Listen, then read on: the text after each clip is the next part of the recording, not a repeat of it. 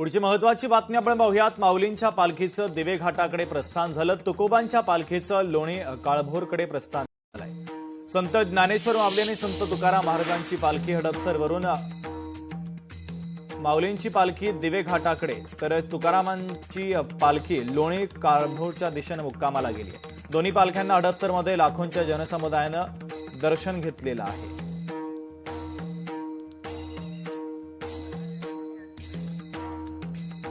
तर माऊलींच्या पालखीचं दिवे घाटाकडे प्रस्थान झालेलं आहे, तर तुकोबांच्या पालखीचं लोणी काळभोरकडे प्रस्थान झालंय। चंद्रशेखर भांगे आमचे प्रतिनिधी जोडले जात आहेत, त्यांच्याकडनं अपडेट घेऊयात। चंद्रशेखर, आपण पाहतोय भक्तीचा हा महापूर आल्याचं आपल्याला दिसतंय। माऊलींच्या पालखीचं दिवे घाटाकडे प्रस्थान झालेलं आहे, तर तुकोबांची पालखी देखील आता मजल दरमजल करत पंढरीच्या दिशेने वाटचाल करते आहे। शुभम, मी सध्या पुण्यातील सासवड रस्त्यावरती आहे आणि आपण माझ्या पाठीमागे तुम्ही बघू शकताय की लाखोचा जनसमुदाय जो आहे तो आपल्या लाडक्या विठुरायाच्या दर्शनासाठी निघालेला आहे। मोठा हा सगळा जनसमुदाय जो आहे तो आपल्याला दिसत आहे। दुसऱ्या बाजूला वाहनाची सुद्धा रांग लागलेली आहे आणि काही वारकरी सध्या विसावलेले आहेत, त्यांच्याशी आपण बोलण्याचा प्रयत्न करूयात। माऊली, काय सांगाल? काही काळासाठी तुम्ही विसावलेला आहात, तर काय सांगा, काय भावना आहे? भावना म्हणजे हीच व्हावी माझी आस, जन्मोजन्मी तुझा दास, पंढरीचा वार करी वारी चुकवणे दे हरी।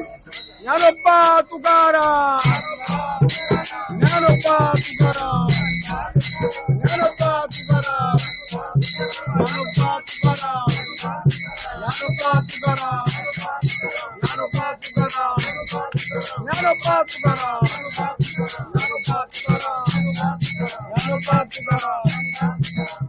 तुकाराम, ज्ञानोबा तुकाराम।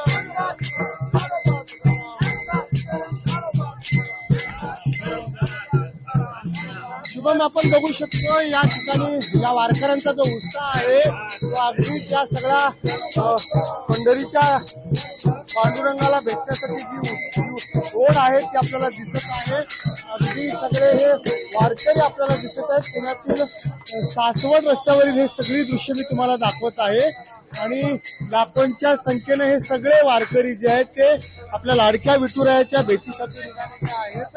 आपण पुन्हा एकदा सगळा जयघोष आपल्याला दिसत आहे। आपण बघू शकतो की टाळ आणि मृदुंगाच्या तालावरती हे सगळे वारकरी या पद्धतीनं आपल्या लाडक्या विठुरायाचं जयघोष नामाचं करत आहे। तर छोटा विठुराया सुद्धा आपल्याला दिसत आहे। खरं तर मला नाव काय तुझं? नाव सांगा, नाव सांगा, नाव सांग।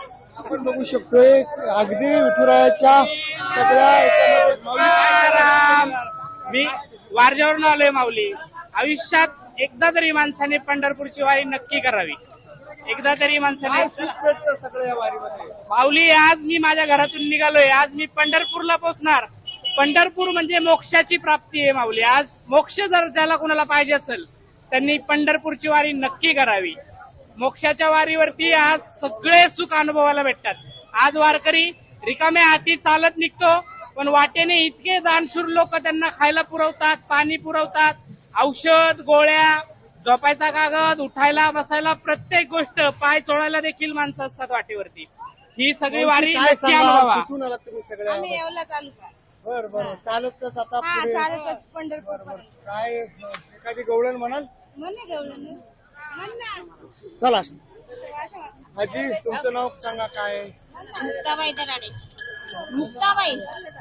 मुक्ताबाई दराडे, राहणार अंजनवाडी, बर। शुभम, बघू शकता या सगळ्या भगिनी ज्या आहेत ज्या पद्धतीनं कशा पद्धतीनं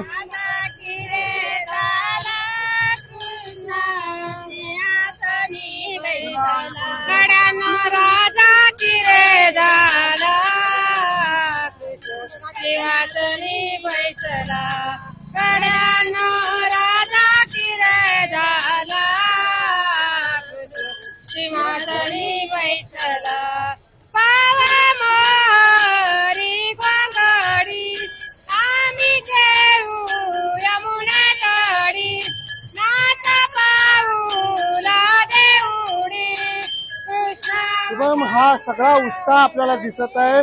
खरं तर लाखो वारकरी सध्या सासवडला आज मुक्कामी असतील.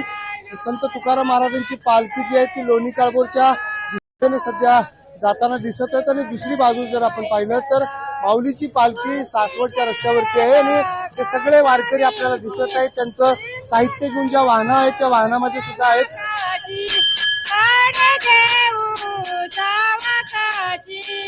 आम्ही बाहू